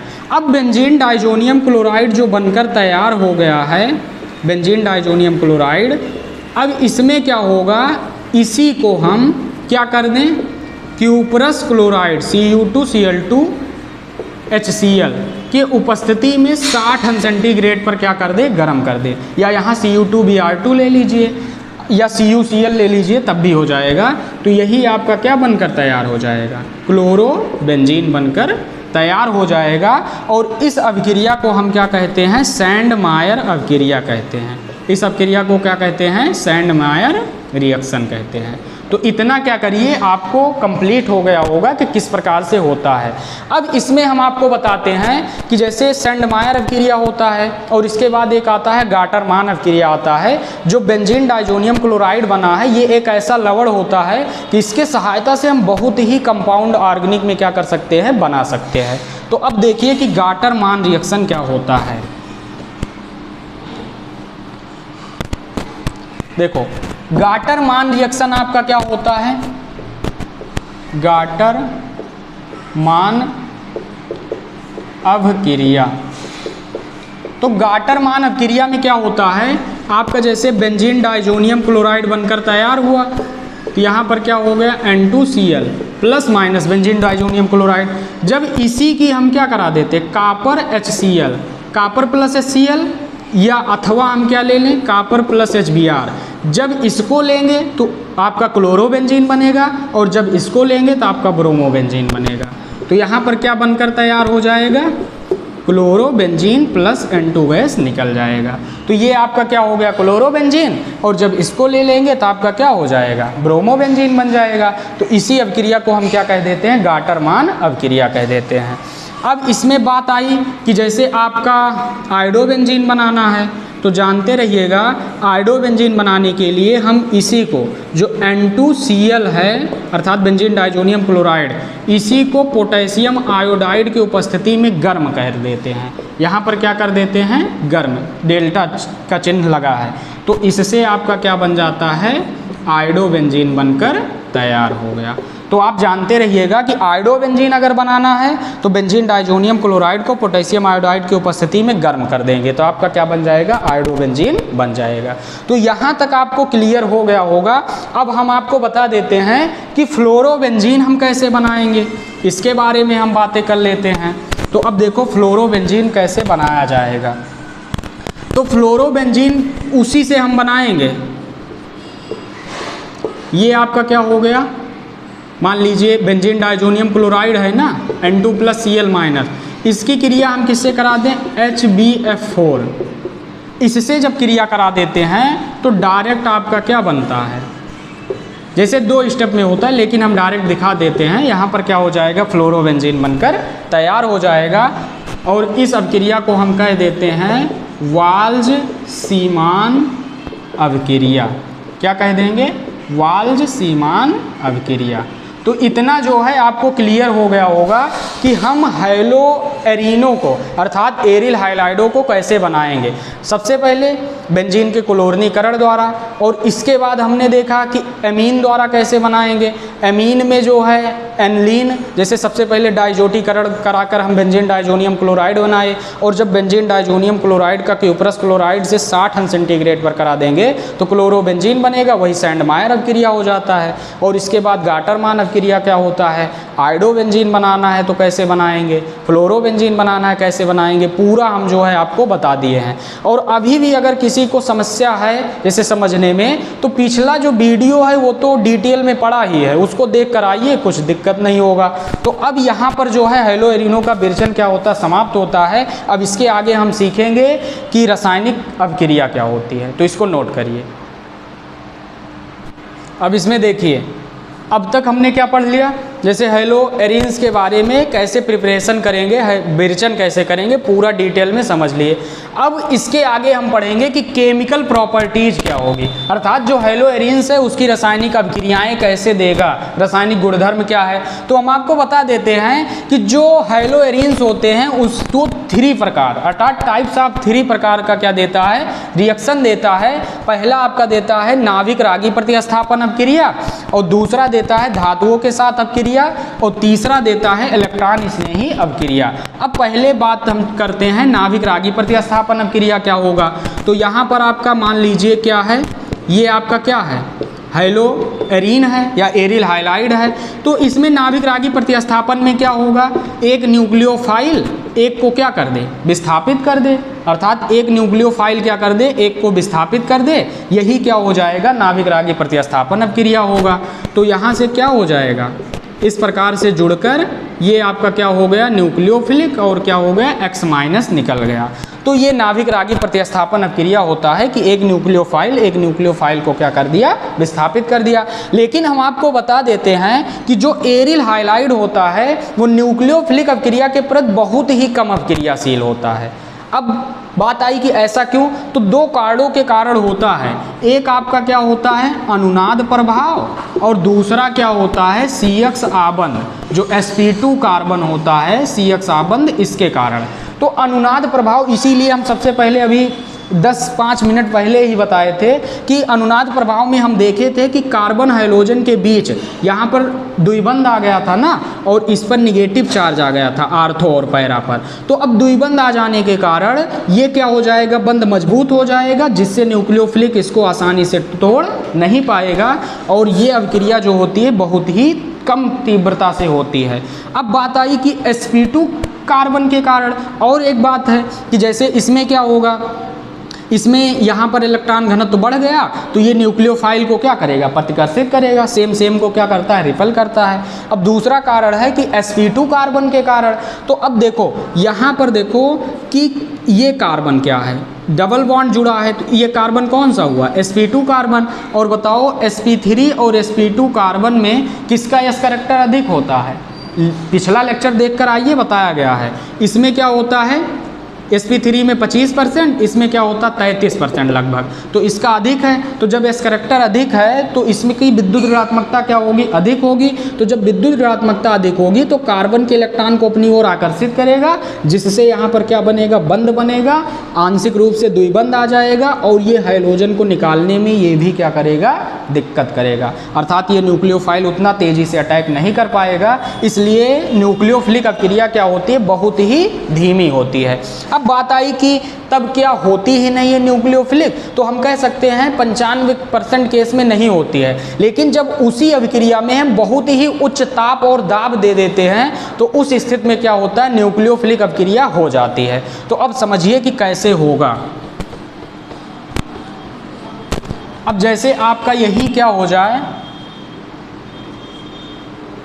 क्लोरोबेंजीन, क्या हो गया, क्लोरोबेंजीन, इसकी क्रिया हम सोडियम हाइड्रोक्साइड से करा दें, और वो भी जानते रहिएगा 623 केल्विन टेम्परेचर और लगभग 300 वायुमंडलीय दाब एटीएम में। तो 300 वायुमंडलीय दाब एटीएम में 623 केल्विन, इतना उच्च ताप पर हम अगर इसका क्रिया किसी क्षार से करा देते हैं तो यहाँ पर सबसे पहले क्या बनता है, इस स्थिति में आपका क्या बनता है, सोडियम फिनॉक्साइड ये बनेगा, और प्लस आपका HCl यहाँ से क्या होगा, रिमूव होगा, -HCl, और प्लस इसी का हम क्या करा देंगे, अम्लन करा देंगे। अम्लन का मतलब अम्ल से रिएक्शन करा देंगे HCl या H2SO4 से, तो आपका क्या होगा, NaCl अलग हो जाएगा और OH जाकर जुड़ जाएगा, अर्थात क्या बन गया, फिनॉल बन गया, और प्लस क्या हो गया, NaCl हो गया। अर्थात ये जानते रहिएगा कि क्लोरीन अर्थात क्लोरोबेंजीन से फिनॉल बनाने का ये क्या होता है, औद्योगिक मेथड भी होता है, और इसी को हम क्या कहते हैं, डाउ प्रक्रम भी कहते हैं। तो इतना जो है आप जानते रहिएगा। तो अब यहाँ पर देखो परिस्थितियाँ कितना गंभीर है, 623 केल्विन ताप ले रहे हैं, 300 एटीएम दाब ले रहे हैं। तो जानते रहिएगा कि जो हैलो एरीन होती है वो नाभिक रागी अभिक्रिया जो है आसानी से नहीं देती हैं। तो इसको क्या करिए, नोट कर लीजिए। अब हमारा दूसरा आता है धातुओं के साथ अभिक्रिया, रिएक्शन विथ मेटल्स। तो अब इसमें देखो दूसरा हमारा क्या आ गया, रिएक्शन विथ मेटल्स। तो अब देखो जैसे आपका क्या हो गया, क्लोरोबेंजीन, इसकी क्रिया हम सबसे पहले किससे करा दिए, सोडियम से करा दिए, और वो भी किसकी उपस्थिति में, ड्रा ईथर की उपस्थिति में। तो अब यहाँ पर जानते रहिएगा, इसको हम ऐसे अगर बना दें, देखो इस प्रकार से आपका क्या बन गया, क्लोरोबेंजीन बन गया, और यहाँ पर 2 मोल सोडियम कर दें और इसको भी 2 मोल कर दें। तो अब यहाँ से Cl और सोडियम मिलकर क्या बना लेगा, 2NaCl बना लेगा, और ये जो 2 मोल हैं, जैसे इसको अगर हम 2 बार दिखा देते हैं, एक बार ऐसे समझो, यहाँ पर हम क्या कर दें, ये बेंजीन और ये Cl। तो अब देखो एक Cl यहाँ से निकला, एक Cl यहाँ से, तो NaCl बनाया। अब ये आपका फेनिल समूह, ये फेनिल समूह, तो आपस में जुड़कर क्या बना लेगा, इस प्रकार से संरचना बन जाएगी। ये आपस में बना लिए और इसी को हम क्या कह देते हैं, डाईफेनिल कह देते हैं। ये क्या हो गया, डाईफेनिल हो गया। अब जानते रहिएगा कि जब भी आपका क्लोरोबेंजीन या ब्रोमोबेंजीन सोडियम धातु से ड्राई ईथर की उपस्थिति में अभिक्रिया करता है तो यहाँ पर क्या बनता है, डाईफेनिल बनता है। और इस अभिक्रिया को जानते रहिएगा हम क्या कहते हैं, फिटिग अभिक्रिया कहते हैं। इसको हम क्या कहते हैं, फिटिग अभिक्रिया कहते हैं। इसको क्या करिए, नोट कर लीजिए। अब दूसरा रिएक्शन हम पढ़ते हैं। अब दूसरा रिएक्शन हमारा आता है इसी में कि अगर आपका क्या हो, एक एरिल हाइलाइड हो। अब हम यहाँ पर AR से, एरिल को AR से एरिल हाइलाइड और प्लस सोडियम धातु से क्रिया कराए और यहाँ पर एक क्या हो जाए, एल्किल हाइलाइड हो जाए और यहाँ पर क्या हो, ड्राई ईथर की उपस्थिति में। तो इस स्थिति में क्या होता है कि अगर आपका एक क्या हो, एरिल हाइलाइड और एक क्या हो, एल्किल हाइलाइड हो, तो इसमें से क्या होगा, हाइलोजन। इसको देखो ऐसे अगर लिख दें तो यहाँ से देखो X हो गया और ये आपस में निकल जाएंगे तो यहाँ पर क्या होगा, 2NaX और प्लस क्या बचेगा, AR और R, तो मिलकर क्या बना लेंगे, ARR बना लेंगे। अर्थात ये क्या होगा, एरिल एल्किल हो गया। तो अब इसी को क्या कहते हैं, हम कहते हैं उड्ज फिटिग अभिक्रिया। इसको हम क्या कहते हैं, उड्ज फिटिग अभिक्रिया। इसको क्या कहेंगे, उड्ज फिटिग अभिक्रिया। इसको जानते रहिएगा। अब एरिल के स्थान पर आप यही ले लीजिए तुरंत, ये फेनिल हो गया और यहाँ पर Cl ले लीजिए, 2Na प्लस यहाँ पर क्या हो गया, Cl और यहाँ पर CH3 हो गया। तो अब इसमें जब क्रिया कराएंगे तो ये 2NaCl अलग हो जाएगा। तो यहाँ पर क्या हो गया, 2NaCl और प्लस एक फेनिल समूह CH3 समूह, तो ये आपका क्या हो गया, फेनिल समूह और CH3 समूह, तो यहाँ जाकर जुड़ गया और इसको हम क्या कह देते हैं, टाल्बीन कह देते हैं। तो इतना क्या हो गया होगा, आपको क्लियर हो गया होगा। अब समझिए कि इसके आगे का प्रोसेस क्या होता है। तो अब तीसरा इसमें आता है मैग्नीशियम धातु से क्रिया। इसमें क्या आता है, मैग्नीशियम धातु के साथ क्रिया। तो अब मान लीजिए ये आपका क्या हो गया, Cl क्लोरोबेंजीन किससे क्रिया किया, Mg से, और किसकी उपस्थिति में, ड्रा ईथर की उपस्थिति में। तो जब ड्रा ईथर की उपस्थिति में करेगा तो Mg अब इसी के बीच में जाकर शिफ्ट हो जाएगा। जैसे अभी पढ़ाए थे कि ग्रिग्नार्ड अभिकर्मक बनता है, तो वैसे इसमें भी क्या होगा, Mg और क्या हो जाएगा, Cl बन जाएगा। तो ये आपका क्या हो गया, मैग्नीशियम धातु के साथ अभिक्रिया। तो धातुओं के साथ अभिक्रिया भी हम क्या कर लिए, कवर कर लिए। अब हमारा लास्ट टॉपिक बचता है इलेक्ट्रॉन स्नेही प्रतिस्थापन अभिक्रिया। तो अब इसको समझिए कि इलेक्ट्रॉन स्नेही प्रतिस्थापन अभिक्रिया क्या होता है। तो इलेक्ट्रॉन स्नेही प्रतिस्थापन अभिक्रिया में देखो, सबसे पहले आपका क्या हो गया, ये आपका क्या है, क्लोरोबेंजीन है। तो अब इसमें क्या होता है, क्लोरोबेंजीन अभी बताए थे लोन पेयर होता है, तो ये क्या करता है, इसमें अपना इलेक्ट्रॉन देता है, रिंग में भाग देता है। तो इससे आर्थो और पैरा स्थिति पर क्या होता है, इलेक्ट्रॉन घनत्व बढ़ जाता है। और जब इलेक्ट्रॉन घनत्व बढ़ जाएगा तो इस स्थान पर क्या करेगा, आपका कोई भी इलेक्ट्रोफिलिक है तो क्या करेगा, अटैक करेगा। अब इलेक्ट्रोफिलिक क्या करेगा, आर्थो और पैरा स्थिति पर क्या करेगा, अटैक करेगा। और इलेक्ट्रोफिलिक क्या करता है, हाइड्रोजन को विस्थापित कर देता है और यही अभिक्रिया क्या हो जाती है, इलेक्ट्रॉन स्नेही प्रतिस्थापन अभिक्रिया हो जाती है। तो अब इसको हम उदाहरण सहित समझते हैं कि किस प्रकार से होगा। और जो भी जैसे नए हैं और इसमें इलेक्ट्रॉन स्नेही पूरा डिटेल में पढ़ना है तो पीछे जो है इसका रिकैप पूरा डिटेल में समझाया गया है कि किस प्रकार से होता है, उसका मैकेनिज्म कैसे होता है और उस पर बेस्ड जो है कंपटीशन में क्वेश्चन कैसे आ सकते हैं, पूरा डिटेल में जो है समझाया गया है। तो अब समझिए पहला रिएक्शन हम इसमें बताते हैं कि क्लोरीनीकरण इसी का जो क्लोरोबेंजीन है इसका क्लोरीनेशन कराते हैं। तो क्लोरोबेंजीन का जब हम Cl2 से क्रिया कराएंगे और वो भी जानते रहिएगा AlCl3 के उपस्थिति में, तो अब इसमें जब हम कराते हैं तो अब बताओ क्लोरीन परमाणु कहाँ जाकर जुड़ेगा, या तो आर्थो स्थित पर जुड़ सकता है या पैरा स्थित पर जुड़ सकता है, क्योंकि यहाँ से क्या जनरेट होगा, Cl+ जनरेट होगा। Cl+ इलेक्ट्रोफिलिक है, इलेक्ट्रोफिलिक को किसकी ज़रूरत है, इलेक्ट्रोफिलिक का मतलब इलेक्ट्रॉन स्नेही, तो इलेक्ट्रॉन का लवर है तो इलेक्ट्रॉन के पास जाएगा, जहाँ इलेक्ट्रॉन होगा वहीं जाएगा। तो अब की बार यहाँ आर्थो और पैरा पर अटैक करेगा, तो दो स्थितियाँ बन सकती है। तो एक बार हम क्या करा देते हैं, आर्थो स्थित पर अटैक करा देते हैं। तो जब आर्थो स्थित पर अटैक करेगा तो आपका ये बन गया, और जब आपका पैरा स्थित पर अटैक करेगा तो ये आपका बन गया। तो पैरा स्थित का ये बन गया ये। तो अब बात आती है कि इसमें मुख्य क्या होगा, तो जानते रहिएगा जो पैरा प्रोडक्ट बनता है यही क्या होता है, मुख्य होता है, और ये क्या होता है, अल्प होता है। तो इतना जो है समझ में आ गया होगा। अब इसके बाद इसमें पढ़ते हैं नाइट्रेशन कैसे होगा। इसी का जो क्लोरोबेंजीन या ब्रोमोबेंजीन है इसका नाइट्रेशन हम कैसे कराएंगे। तो अब यहाँ से देखो नाइट्रेशन में क्या होगा। अब यहाँ पर देखो क्लोरोबेंजीन हुआ, इसकी क्रिया हम नाइट्रिक अम्ल से करा दिए, सांद्र नाइट्रिक अम्ल कंसंट्रेशन, और जानते रहिएगा उचित परिस्थिति सल्फ्यूरिक अम्ल के उपस्थिति में जब कराते हैं तो यहाँ से बात आती, पूछा जाता है कि इलेक्ट्रोफिलिक की भांति कौन काम करेगा। तो यहाँ से NO2+ जो होता है निकलता है और ये क्या करता है, इलेक्ट्रोफिलिक की भांति कार्य करता है। तो इलेक्ट्रोफिलिक कहाँ पर अटैक करेगा, दो स्थान पर, एक आर्थो एक पैरा। तो सबसे पहले हम क्या जोड़ देते हैं, आर्थो स्थान पर। तो जब आर्थो स्थान पर जोड़ेंगे तो यहाँ पर क्या हो गया, क्लोरोबेंजीन NO2 जुड़ गया, और प्लस आपका क्या हो गया, दूसरा कंपाउंड क्लोरोबेंजीन, यहाँ पर NO2 जुड़ गया। तो ये आपका क्या हो गया, पैरा प्रोडक्ट, और ये क्या हो गया, आर्थो प्रोडक्ट। और इसको हम क्या कह देंगे, मेजर कह देंगे अर्थात मुख्य, और ये क्या हो जाएगा, माइनर हो जाएगा। तो ये क्या था, नाइट्रेशन था। क्लोरोबेंजीन या ब्रोमोबेंजीन का क्या था, नाइट्रेशन।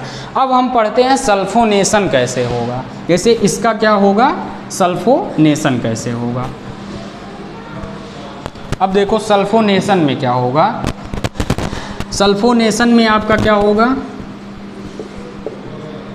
ये क्लोरोबेंजीन, इसकी क्रिया हम H2SO4 से करा दिए। तो अब इसमें क्या होगा, SO3H जो होता है यही भाग लेता है इलेक्ट्रोफिलिक के भाग। तो अब यहाँ पर क्या बना लेगा, एक बार आपका आर्थो प्रोडक्ट SO3H और यहाँ पर Cl, और प्लस एक बार क्या बना लेगा, पैरा प्रोडक्ट Cl SO3H बना लिया। तो ये क्या हो गया, क्लोरोबेंजीन का सल्फोनेशन हो गया। और यहाँ पर ये कौन सी अभिक्रिया दे रहा है, इलेक्ट्रोफिलिक, इलेक्ट्रॉन स्नेही प्रतिस्थापन अभिक्रिया।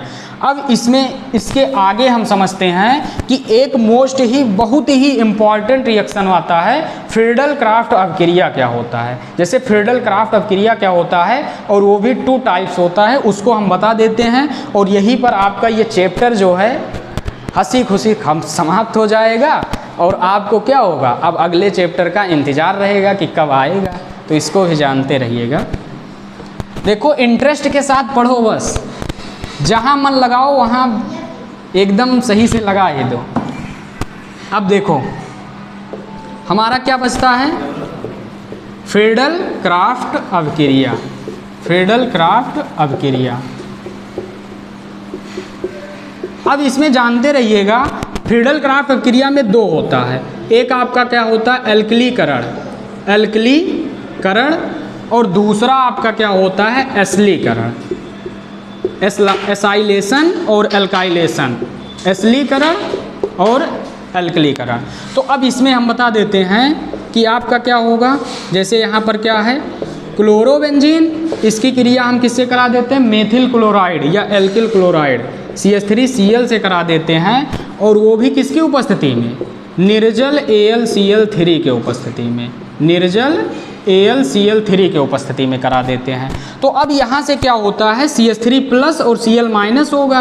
तो अब CH3 प्लस किसके बाद कार्य करेगा, इलेक्ट्रोफिलिक के बाद कार्य करेगा। तो ये क्या करेगा, आर्थो और पैरा स्थान पर क्या करेगा, अटैक करेगा। तो एक बार क्या होगा, आर्थो प्रोडक्ट बनेगा। तो ये आपका क्या हो गया, आर्थो प्रोडक्ट, और प्लस आपका क्या हो गया, ये आपका क्या हो गया, पैरा प्रोडक्ट हो गया। तो अब इसमें क्या होगा, मेजर यही हो जाएगा और ये क्या होगा, माइनर हो जाएगा। तो इसी को हम क्या कहते हैं, एल्किलीकरण करते हैं। अर्थात जो आपका क्लोरोबेंजीन है उसमें एल्किल का क्या हो रहा है, प्रवेश हो रहा है, इसलिए हम क्या कह देते हैं, एल्किलीकरण कह देते हैं।